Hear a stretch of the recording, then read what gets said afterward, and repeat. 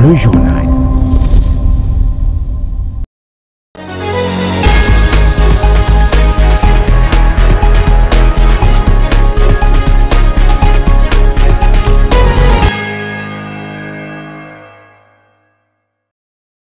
Merci de choisir la RT-Duc pour vous informer tout de suite les titres. Le président Félix Tshisekedi a donné le go du séminaire gouvernemental session 2024. Ces assises de 3 jours visent à consolider la cohésion de l'exécutif national.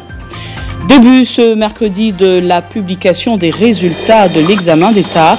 Assurance de l'inspecteur général Jacques Odiamusungai. Vous l'écouterez dans ce journal.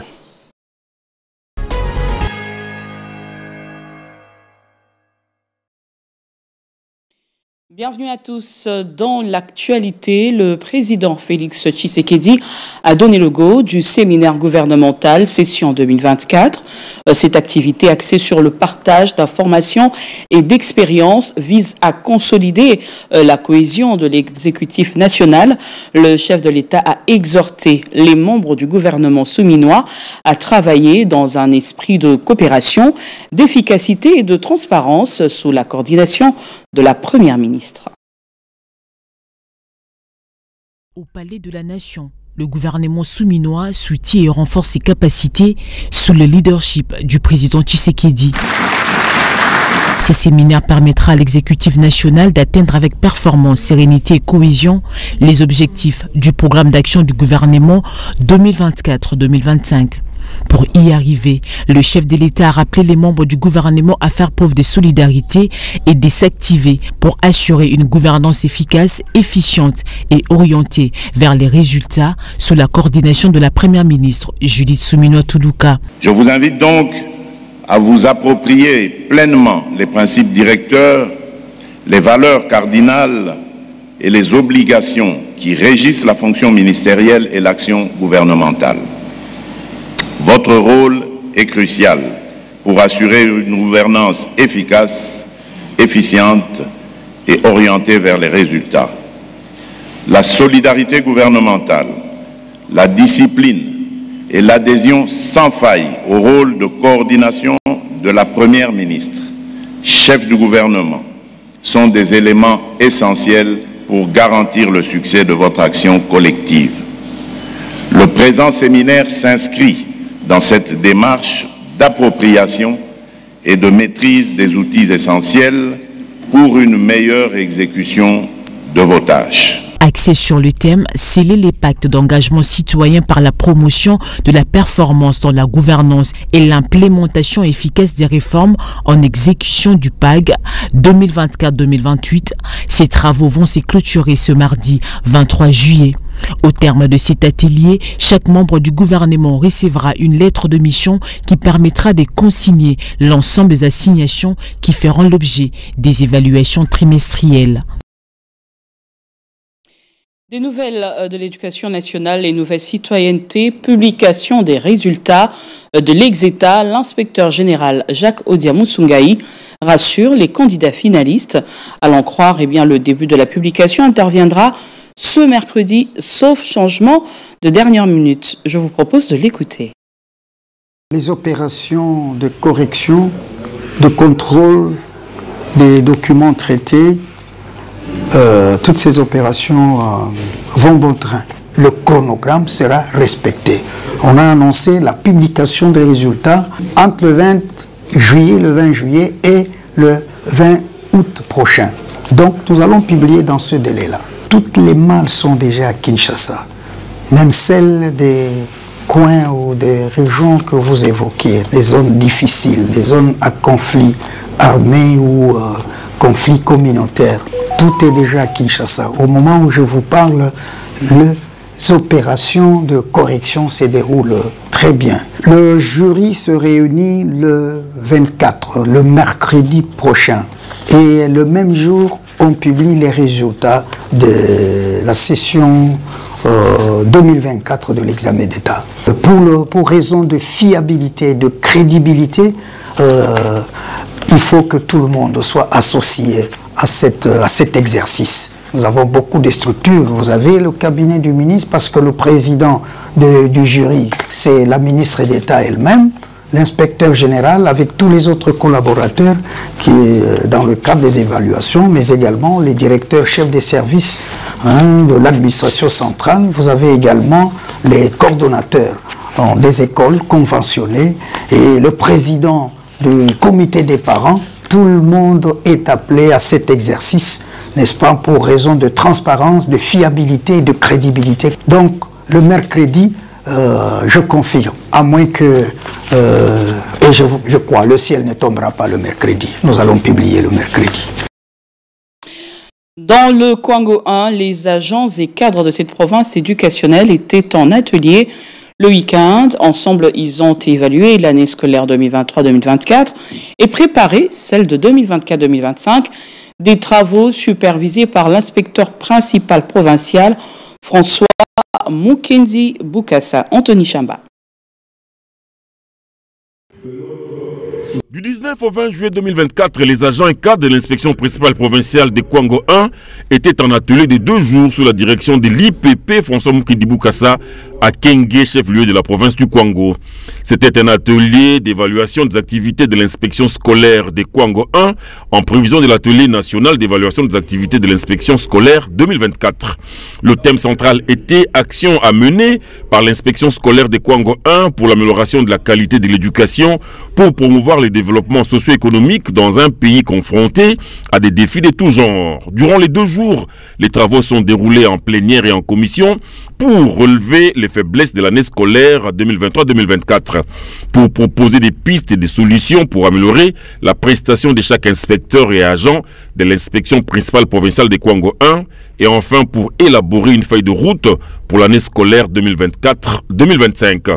C'est dans une ambiance bon enfant que s'est clôturé cet atelier de 2 jours à Kenge, clôture qui marquait aussi la fin de l'année scolaire 2023-2024 à l'inspection principale provinciale de Kwango 1.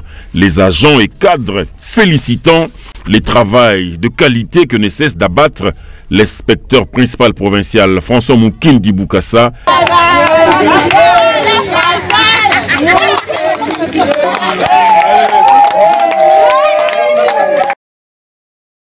Au niveau de l'enseignement supérieur, les étudiants de l'Institut supérieur des arts et métiers de la ville de Butembo ont défendu samedi leurs travaux de fin de cycle. Au total, 20 récipiendaires, parmi lesquels 14 issus du système LMD. Le directeur général de cet établissement, le professeur Pétillant Kamavou, s'est dit satisfait de l'organisation de ces défenses.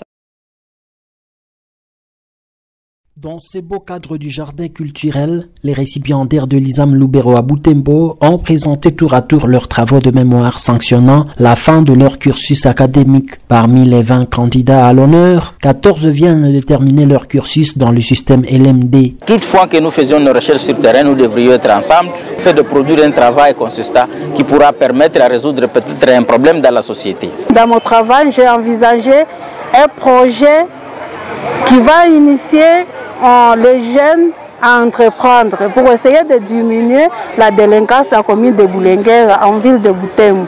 À l'ISAM, nous sommes bien formés. À l'ISAM, nous avons reçu des formations de qualité. Pour le professeur associé et directeur général de l'ISAM Lubero à Butembo, la soutenance de ce jour a un caractère particulier. Il y avait les premières défenses des travaux tutorés par les étudiants de L3 dans le système LMD. C'est un travail qui a consisté à ce qu'il y ait d'abord une présentation des travaux scientifiques, mais qui sera concrétisé par un projet tutoré. À partir de ce travail scientifique-là, les étudiants conçoivent un projet qui peut être directement appliqué dans la société. Ces travaux tutorés-là, c'est défendre à panel, c'est défendre à groupe. C'est pour cela que vous avez vu défiler 2, 3 ou 4 étudiants. Nous sommes tellement satisfaits parce que les étudiants ont été à la hauteur de leur tâche. Précisons que l'ISAM Lubero à Butembo veut proclamer ses lauréats avec les diplômes entérinés par le ministre de l'Enseignement supérieur et universitaire à la collation prochaine.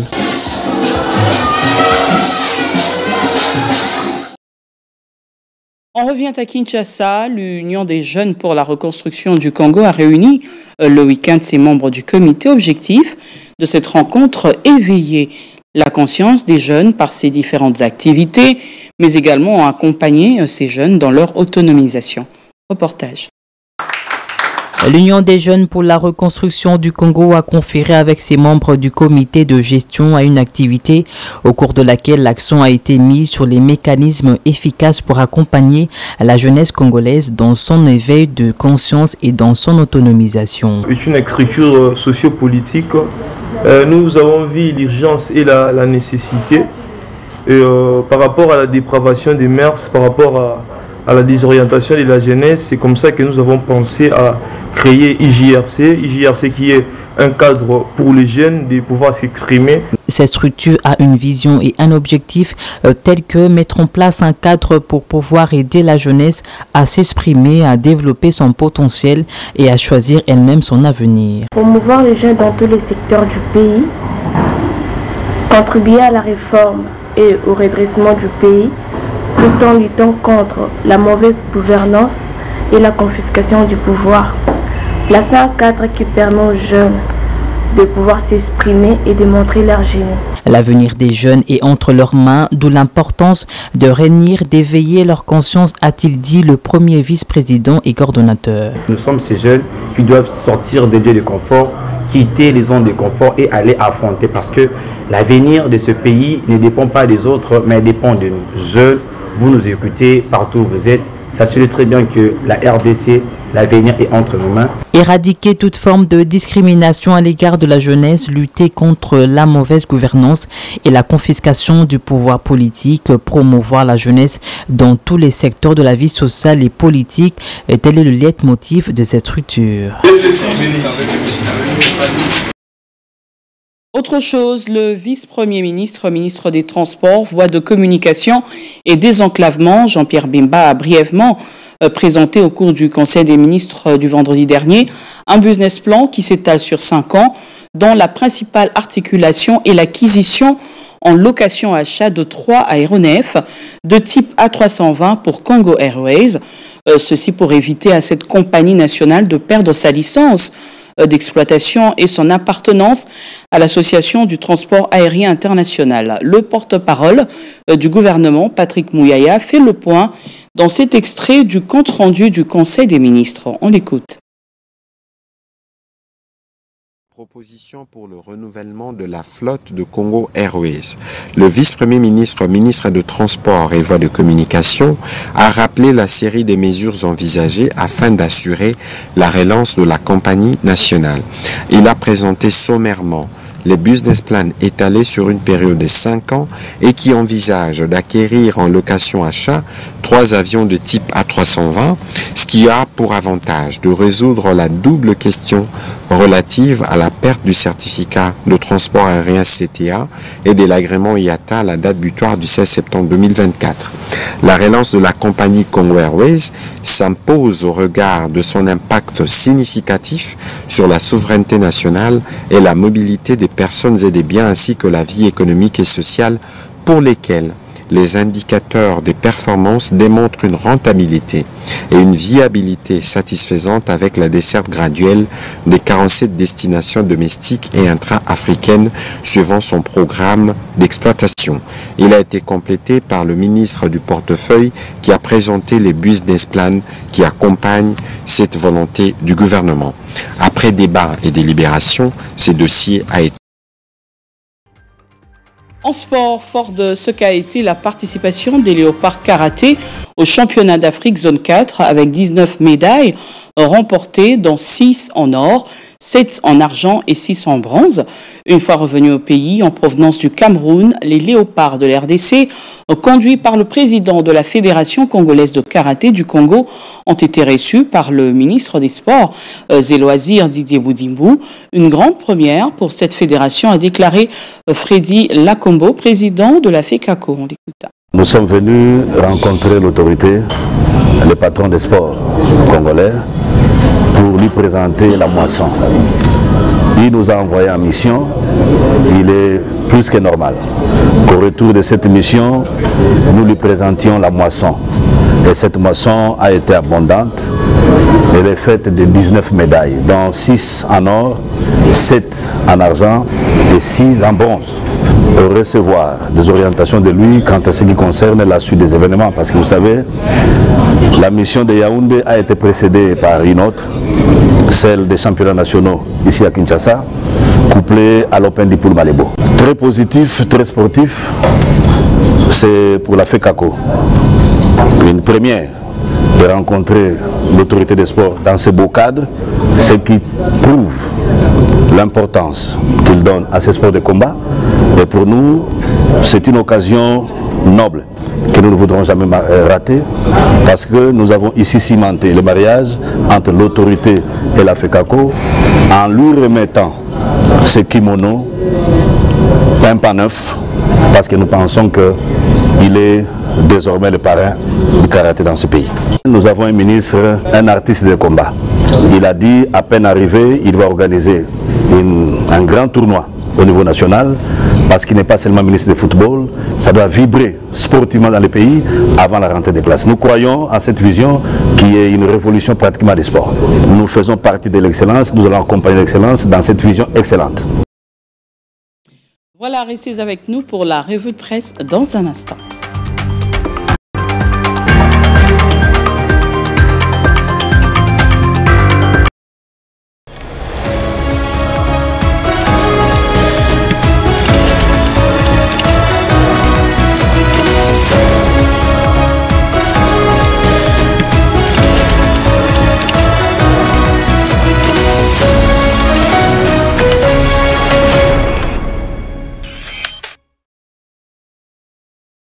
Et Gershom Ianza vient donc de nous rejoindre sur ce plateau pour la revue de presse. Bienvenue Gershom. Merci Grâce Michel. On commence avec ce premier titre, RDC séminaire du gouvernement souminois. Votre rôle est crucial pour assurer une gouvernance efficace, efficiente et orientée vers les résultats. Ce sont les propos de Félix Tshisekedi au ministre. En effet, Grâce Michel, le séminaire gouvernemental fortement commenté par les journaux et les médias congolais paru ce lundi à Kinshasa. Le potentiel part dans ses colonnes d'un rappel des troupes du président Félix Tshisekedi au cours de ce séminaire. Note pour sa part le média opinioninfo.cd. Le président de la République a martelé aux membres du gouvernement sur la performance conforme à sa vision. Dans la même lancée, rapporte cette fois-ci actualité.cd. Le garant de la nation attend du gouvernement des résultats tangibles au chapitre de la cohésion gouvernementale. 7sur7.cd s'est penché sur l'appel du chef de l'État à l'unité au sein du gouvernement pour concrétiser les promesses faites au peuple congolais. Et puis, Constant Moutimba déclare qu'aucune église ne peut s'installer dans un rayon de 500 mètres par rapport à une autre.